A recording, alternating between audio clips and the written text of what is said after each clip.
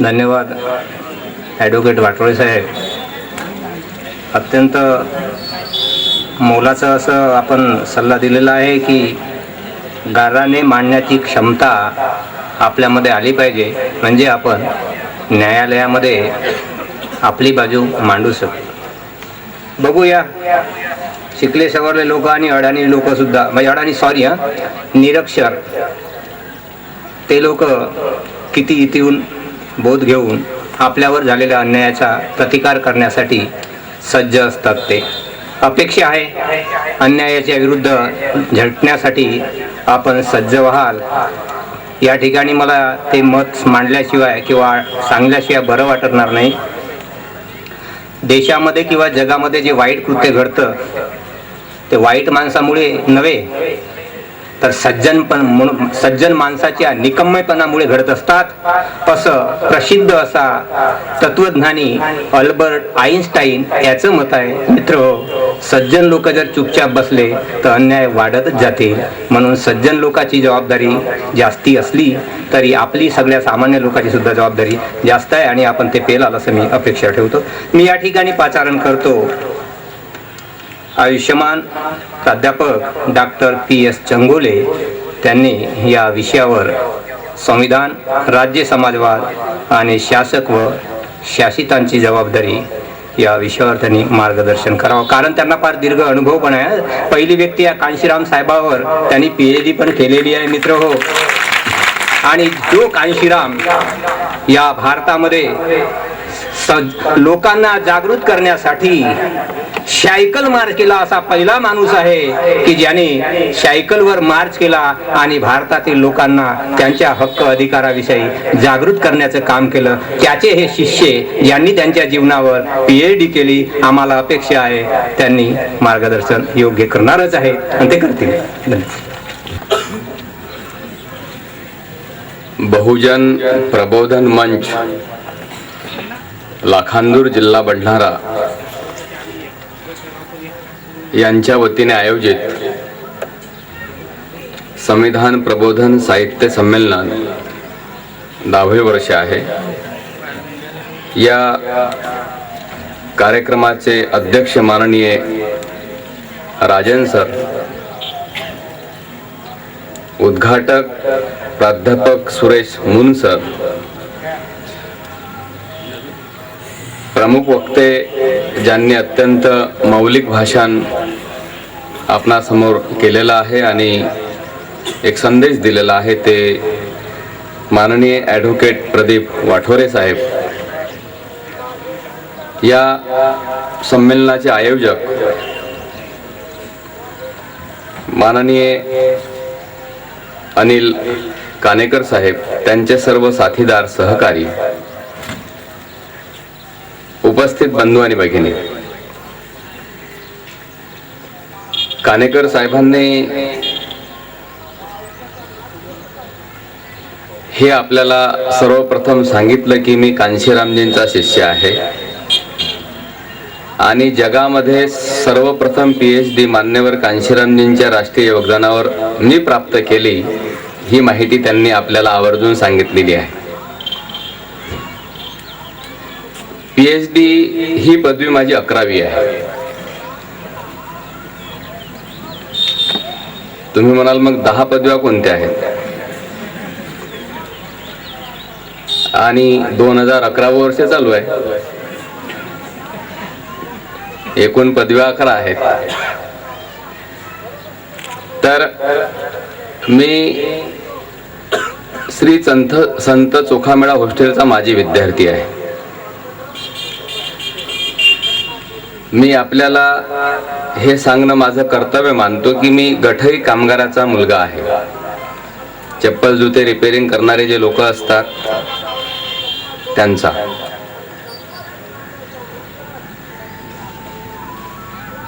MCom, MPhil, LLM constitutional law मध्ये आणि 7 विषयांमध्ये MA, अर्थशास्त्र, समाजशास्त्र, राज्यशास्त्र, लोकप्रशासन, तत्वज्ञान, डॉक्टर आंबेडकर विचारधारा आणि इतिहास अशा 7 विषयांमध्ये MA, MCOM, MPhil आणि LLM ह्या 10 पदव्या, 11वी पदवी मान्यवर कांशीरामजींवरची PhD, 12व्या पदवीचा अभ्यास सध्या चालू आहे.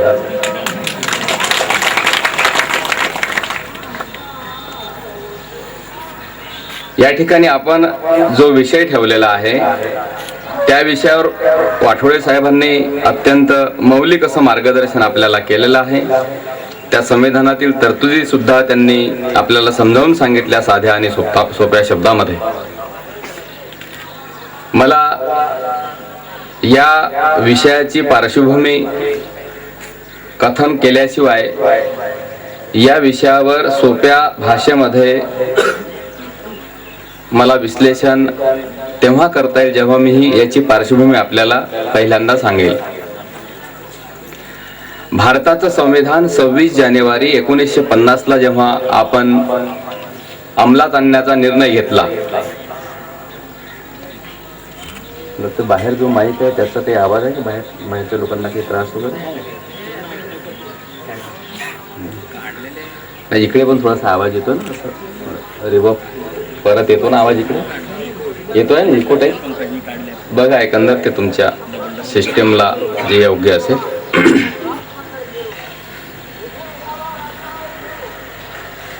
हे जे संविधान आहे आपलं, हे संविधान तिसरं आहे. यापूर्वी सुद्धा 2 संविधानं या भारतामध्ये लागू झालेत, पण त्याच्यापूर्वी सुद्धा 200 वर्षे या कायद्याचा एक इतिहास आहे. आणि कायद्यांचं राज्य इंग्रजांनी भारतामध्ये सुरू केलं हे सुद्धा आपल्याला माहिती आहे. इंग्रजांनी पारित केलेले 200 कायदे अद्यापही अस्तित्वात आहेत. आजचं इंडियन पिनल कोड त्यांनीच बनवलेला आहे. इंडियन सिव्हिल प्रोसिजर कोड त्यांचीच निर्मिती आहे. Company act, partnership act, cooperative act याची पार्श्वभूमी जर आपण पाहिली तर इंग्रजांच्या काळापासूनच ते आपल्याला पाहायला मिळते. इंग्रज भारतात जेव्हा आले तर ते आधुनिक तंत्रज्ञान घेऊन आले आणि त्या आधुनिक तंत्रज्ञानाला त्यांनी आपल्या प्रामाणिकपणाची, शिस्तीची जोड दिली. मुठभर इंग्रज कवटाभर भारतीयांना पराभूत करू शकले. कवटाभर, मुठभर, डालभर, मुठभर. असं का झालं? इंग्रजांना जे शस्त्र होते त्यांच्यापाशी, रायफली असतील, तोफा असतील, पिस्तूल असतील, युद्ध जिंकण्यासाठी जे मॉडर्न टेक्नॉलॉजी त्यांनी आणली त्यापुढे भारतातील परंपरागत शस्त्रांचा वापर करणारे राज्यकर्ते पराजित झाले. मग तो बंगालचा नवाब असेल किंवा 500 अस्पृश्यांनी पराजित केलेला पेशवा असेल. 1 जानेवारी 1818 हा शौर्य दिवस आहे, मुक्ती दिवस आहे. आणि भीमा कोरेगावला मान्यवर कांशीरामजी दरवर्षी जायचे, डॉक्टर बाबासाहेब आंबेडकर दरवर्षी जायचे आणि मानवंदना देऊन परत यायचे की आम्ही त्या सैनिकांचे वंशज आहोत ज्यांनी पेशवेशाहीला मुठ माती देण्यासाठी स्वतः बलिदान दिलेलं आहे.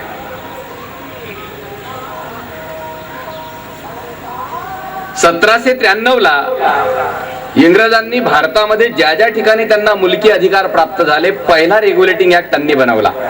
तो फक्त त्या विशिष्ट भूप्रदेशापुरता मर्यादित होता.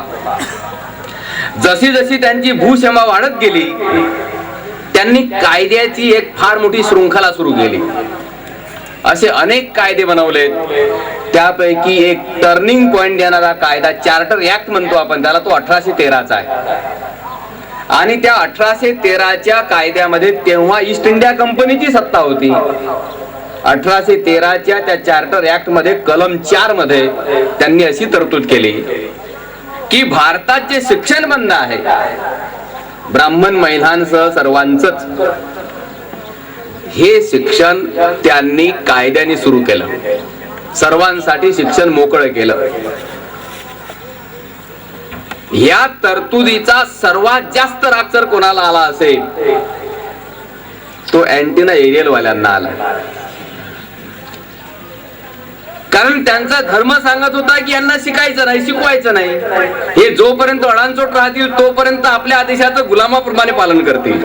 यांना म्हटलं तुम्ही शेणापेक्षा खालच्या, तरी हे मुख संमती देतील. हो, शेण वरचं आहे, आम्ही खालच्या आहोत. गोमूत्र वरचं राहील, आम्ही खालचे राहू. जोपर्यंत अडाणचोट राहू, अज्ञानी राहू, निरक्षर राहू तोपर्यंत. हेच हजारो वर्षापर्यंत ज्यांनी धर्माच्या नावाने जपलं त्यांना ईस्ट इंडिया कंपनीनं बनवलेला 1813चा चार्टर्ड ऍक्ट पसंत येईल का? मग त्यांना राग येणार नाही का? अरे गोरे लोगो, तुम ज्यादा बदमाशी कर रहे क्या, हटो यहां से. कारण की 700 वर्षे मुस्लिमांची सत्ता भारतावर होती. कुठेही स्वातंत्र्य आंदोलन झाल्याचा इतिहासात दाखला नाही. झालं का कुठे आंदोलन मोठ्या प्रमाणात, स्वातंत्र्य आंदोलन? कि चलो मुसलमान शासक लोगो आप यहां से भाग जाओ, क्विट इंडिया? नाही. मग इंग्रजांच्या विरोधामध्ये हे अत्यंत चिवटपणे जे आंदोलन झालं ते एकच कारण होतं की यांनी आमचा जो शूद्र अतिशूद्र भारतातला आमचा गुलाम वर्ग आहे यांना शिक्षण मोकळं केलं यांनी. हे मुख्य कारण आहे. आणि ज्या महात्मा ज्योतिराव फुलेंना आपण सादर प्रणाम करतो समाज क्रांतीचे जनक म्हणून, त्या महात्मा ज्योतिराव फुलेंना शाळेत जाण्याचा अधिकार सुद्धा त्या 1813च्या कायद्या अंतर्गत ज्या शाळा सुरू झाल्या त्या शाळेमध्ये त्यांना प्रवेश मिळू शकला. आणि जेव्हा ते शिकून सवरून तयार झाले आणि जेव्हा त्यांचा सार्वजनिक ठिकाणी अपमान झाला आणि तोही लग्नाच्या वरातीत त्यांच्याच मित्राच्या, हिवाळ्याचे दिवस आहेत, थंडी आहे आणि त्यांचा धर्म सांगतो, धर्मग्रंथ सांगतात की माळ्याची सावली जर पडली तर थोडंसं शेण खावं लागते, गोमूत्र प्यावं लागते, आंघोळ करावं लागते, तेव्हाच पवित्र होते. म्हणजे माळी समाजाच्या पोराची सावली पडल्याबरोबर कोणाला तरी करंट लागला, शॉक लागला, त्याला हाकलून दिलं, गेट आउट म्हणे असे, तुला अधिकार नाही आहे इथं आमच्या सोबत चालण्याचा. हा होता तेव्हाचा सामाजिक फार मोठा प्रकार, सामाजिक अन्याय. याची अशा घटना घडत नसतील का? त्यापूर्वी घडल्या नसतील का? घडल्या होत्या, घडत होत्या, पण कोणालाही त्याची जाणीव होत नव्हती की आमचा अपमान होऊन राहिला. ही जाणीव महात्मा फुलेंना का झाली? तर शिक्षण होतं की मी शिकलेला माणूस आहो, मलाही मानवी अधिकार आहेत, माझे काही ह्युमन राईट्स आहेत, याचा भंग होतो आहे, इन्क्रोच करत आहेत हे. आणि जेव्हा वडिलांना त्यांनी सांगितलं की बाबा माझा अपमान झालाय, तर बाबा काय म्हणाले? तुझ्या भाग्यात आजचा अपमान लिहिलाच होता.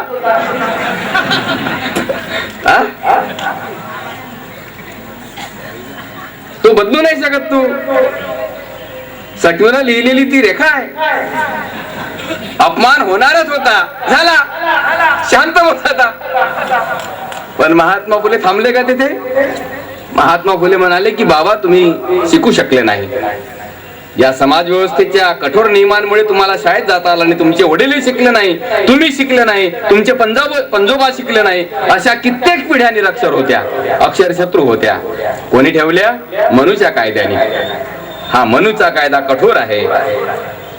या देशातल्या कोट्यावधी लोकांना तो माणूस पण देतच नाही, ह्युमन राईट्स नाकारतो. आणि या कायद्याची ओळख इंग्रजी शिक्षणामुळे आम्हाला झाली. म्हणून महात्मा फुले म्हणाले की बाबा तुम्ही जे बोलत आहात परंपरेनं चालत आलेलं बोलत आहात, पण मी आधुनिक शिक्षण घेतलेला विद्यार्थी आहे, मला कळतं कायदा काय आहे, अधिकार काय आहे, आणि मी माणूस आहो याची मला पूर्ण जाणीव आहे.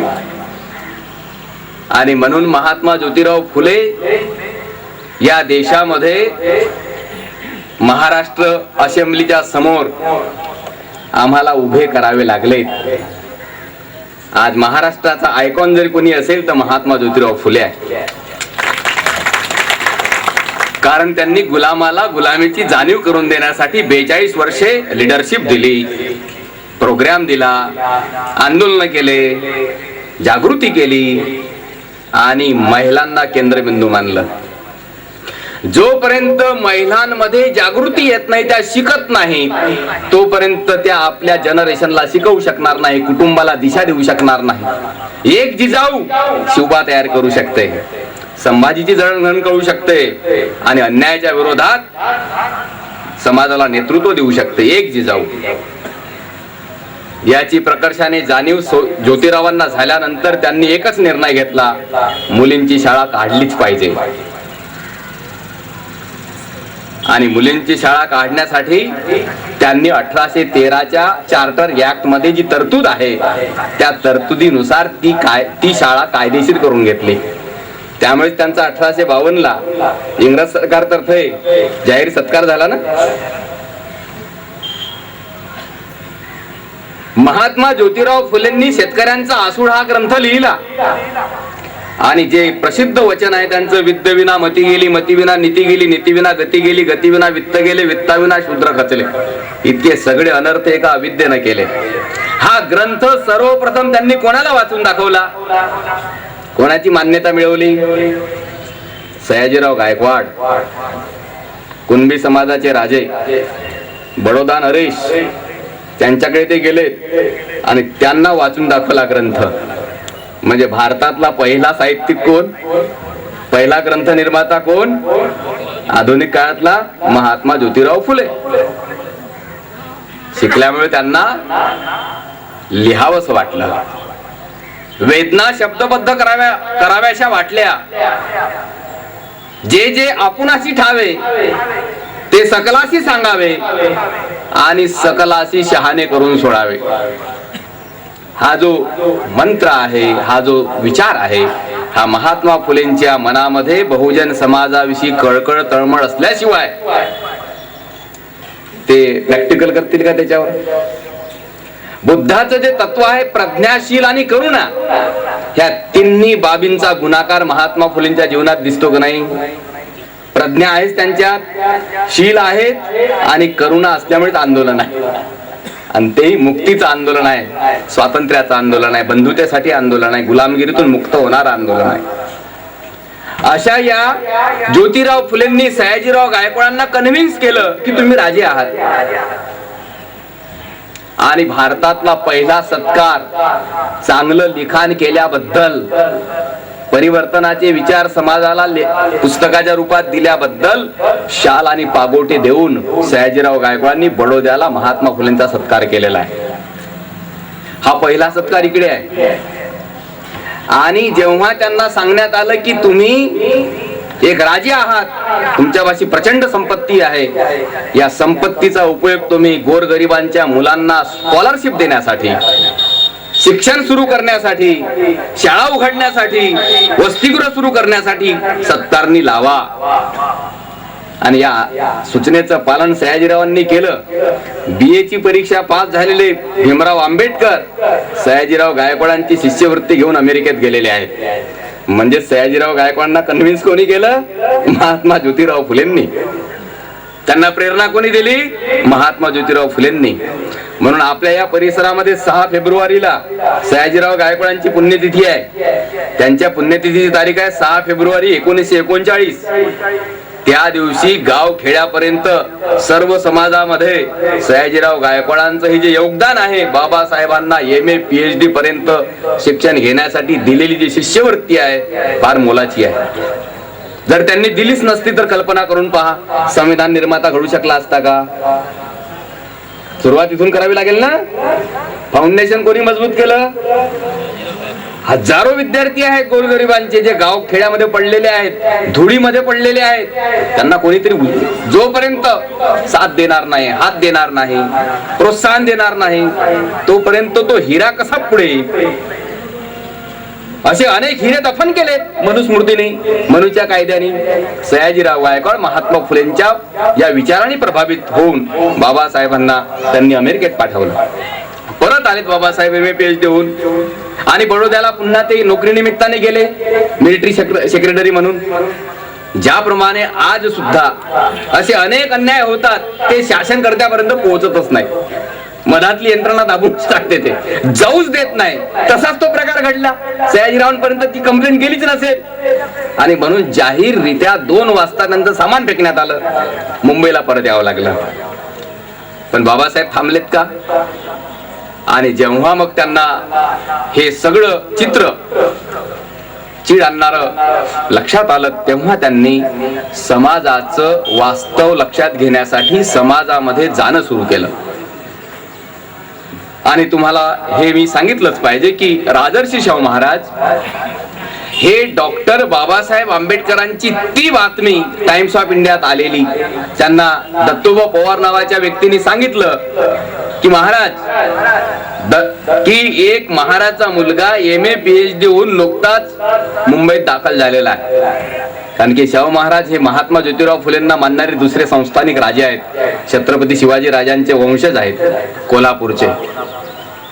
यांनी स्वतः आपले माणसं पाठवले डॉक्टर आंबेडकरांकडे. तेव्हा तेवढी प्रसिद्धी नव्हती डॉक्टर आंबेडकरांना. स्वतः शाहू महाराज गेलेले आहेत परळच्या चाळमध्ये. निरोप पाठविला डॉक्टर आंबेडकरांना भेटण्यासाठी. ते खाली आलेत. हा राजा डॉक्टर आंबेडकरांना छातीशी कवटाळून असं म्हणायला, माझी काळजी दूर झाली, अस्पृश्यांना नेता मिळाला. आणि डॉक्टर आंबेडकरांना कोल्हापूरला बोलावलं आणि दुसरा